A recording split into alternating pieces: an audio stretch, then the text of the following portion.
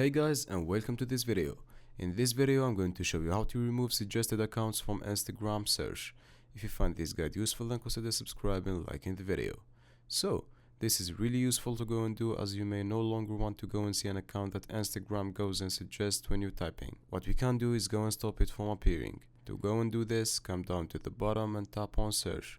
Go to the top and tap on the search bar and start typing the name of the account you want to remove from suggested accounts. For example, I don't want to go and see this account. What we can do is go and tap on the account, then go to the top right hand corner and click onto the three dots. After that, all you need to do is click onto the second option called block. Confirm your decision, and that's it. Now if you go and search for it, it won't appear. So that's it.